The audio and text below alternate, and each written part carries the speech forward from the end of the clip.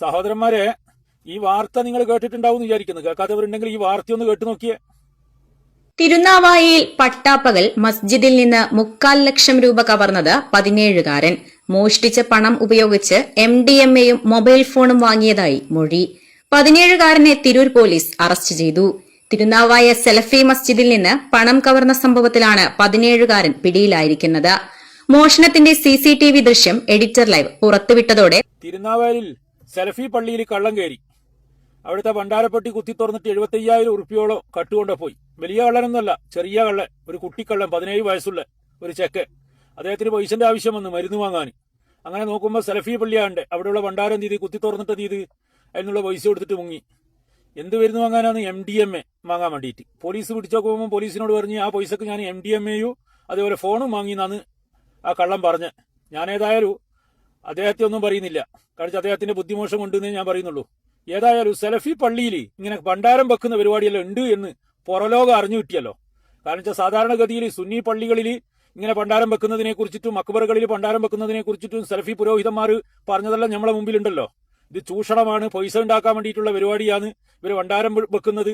CM മക്കാമിലും അതേപോലെ ഉള്ളാളം തങ്ങളെ ഉപ്പാപ്പാന മക്കാമിലും വെളിയങ്കോട് ഉമർക്കാദി തങ്ങളെ മക്കാമിലും അമ്പറം തങ്ങളെ മക്കാമിലെല്ലാം ഭണ്ഡാരപ്പെട്ടിന്റെ ഫോട്ടോയും അതേപോലെ വീഡിയോയിലും എടുത്തിട്ട് പലർ ജാതി പ്രചരണം നടത്തിയില്ലല്ലോ. അത് ശിർക്കാണ്, അത് ചൊർക്കാണ്, അതേപോലെ ഇത് ചൂഷണം ചെയ്യാൻ വേണ്ടിയിട്ടാണ്, മുസ്ലിം സമുദായത്തെ ചൂഷണം ചെയ്യാൻ വേണ്ടിയിട്ട് പണം ഉണ്ടാക്കാൻ വേണ്ടിയിട്ടാണെന്നൊക്കെ ആണല്ലോ ഈ സെലഫി പുരോഹിതന്മാർ പറയല്. എന്നാൽ ഇവരെ പള്ളിയിൽ വലിയ ഭണ്ഡാരം വെച്ചിട്ടുണ്ട്. സുന്നികളുടെ ഭണ്ഡാരത്തിൽ എന്ന് പറഞ്ഞു കഴിഞ്ഞാൽ ഈ പോയാലും വന്നാലും ഒരു കൊല്ലെല്ലാം എടുത്തു നോക്കി കഴിഞ്ഞാൽ 10,000 രൂപ 5,000 രൂപ കിട്ടിയ ഇവരെ 75,000 രൂപയായിരുന്നു കള്ളം കട്ടുകൂടെ പോയെ. അതൊന്ന് ഓർമ്മിച്ച് നോക്കിയേ. ഇപ്പൊ മക്കാമിൽ ഒരു ഭണ്ഡാരം വെക്കുന്നു, സുന്നികൾ ഒരു മക്കാമിൽ ഭണ്ഡാരം വെക്കുക. അതെന്തിനാ?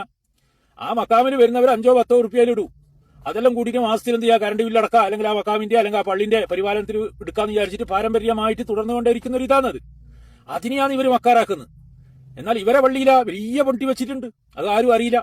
എന്നാൽ ഇങ്ങനെയുള്ള കാര്യങ്ങൾ അള്ളാഹ് ഒരു ചില ഹിക്മത്തിൽ കൂട്ടി എന്ത് ചെയ്യൂ, ജനങ്ങളെ അറിയിക്കൂ എന്ന്. സെലഫി പള്ളിയിലും ഇങ്ങനെ ഭണ്ഡാരം വെച്ചിട്ട് അവർ പൈസ ഉണ്ടാക്കുന്നത് ചൂഷണം ചെയ്യുന്നുണ്ടെന്ന് അള്ളാഹ് ഹിക്മത്തിലൂട്ടി എന്ത് ചെയ്യൂ, ജനങ്ങളെ അറിയിപ്പിക്കാൻ വെച്ച പണിയായിരിക്കും ഈ കള്ളനടക്കേരിയെ. അങ്ങനെയാണ് ഞാൻ വിശ്വസിക്കുന്നത്. അതിന് ഉദാഹരണം മൂസാ നബിയുടെ ഒരു ചരിത്രമുണ്ട്, നിങ്ങൾക്ക് എല്ലാവർക്കും അറിയായിരിക്കും. മൂസാ നബിന്റെ കാലത്ത് ഈ സെലഫികൾ ഉണ്ടായിരുന്നു. ആ കാലത്തുള്ള സെലഫികൾ മൂസാ നബിനെ കുറിച്ച് വളരെ മോശമായ രീതിയിൽ നാട്ടിൽ പറഞ്ഞു നടന്ന്, മൂസാ നബിക്ക് കൂസാന്ന്, മൂസാ നബിന്റെ മണിബീക്കുള്ള മനുഷ്യനാണ് മൂസാ നബി എന്നെല്ലാം പറഞ്ഞിട്ട് പ്രചരണം നടത്തി. മൂസാ നബി പറഞ്ഞു, എനിക്ക് അങ്ങനത്തെ ഒരു പ്രശ്നവും ഇല്ല, എനിക്ക് അങ്ങനത്തെ ഒരു ബുദ്ധിമുട്ടും ഇല്ല, എന്റെ കൊടമ്പീക്കൊന്നും ഇല്ല എന്ന് പറഞ്ഞു. എന്നാൽ ഇവിടെ ഉണ്ട് ഈ സെലഫികൾ അങ്ങനെയാ, എല്ലാ കഥകൾ പറഞ്ഞിട്ട് അങ്ങ് പ്രചരിപ്പിക്കൂ. അത് നാട്ടുകാരിൽ കുറെ ആൾക്കാർ അങ്ങ് വിശ്വസിക്കൂ. അങ്ങനെ ആ സമയത്ത് മൂസാ നബിക്ക് തുണി ഒന്നിച്ചിട്ട് കാണിച്ചു കൊടുക്കാനൊന്നും പറ്റൂലോ. അങ്ങനെയാണ് അള്ളി ഒരു ഹിക്മത്ത് എടുത്തത്. ആ ഹിക്മത്ത് എന്നാന്നുള്ള കാര്യം നിങ്ങൾ ഉസ്താദുമാരോട് ചോദിച്ചു കഴിഞ്ഞാൽ അവർ ആ ചരിത്രം പറഞ്ഞുതരും. അതിലേക്ക് ഞാൻ കടക്കുന്നില്ല.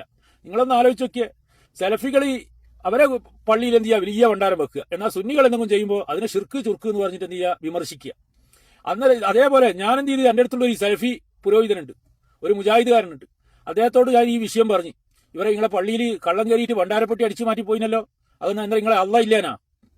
നിങ്ങളെ അള്ളാഹ് കണ്ടിട്ടില്ലേ നിങ്ങളെ പള്ളിയിലെ ഭണ്ഡാരപ്പെട്ടി കട്ടുകൊണ്ട് പോകുമ്പോൾ?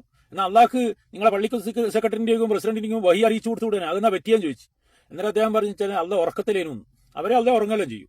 കാരണം അവരെ വിശ്വാസപ്രകാരം അള്ളാഹ്ക്ക് കൈയുണ്ട്, കാലുണ്ട്, തലയുണ്ട്, ഈ സിംഹാസനത്തിന്റെ മേലെ ഇരിക്കുന്നു എന്നാണല്ലോ അവരെ വിശ്വാസം. ആ സമയത്ത് ഈ കള്ളന് ആ സെലഫി പള്ളി കയറുന്ന സമയത്ത് അള്ളാഹ് ഉറക്കേനും പോലും. വല്ലാത്ത ജാതിയല്ലേ.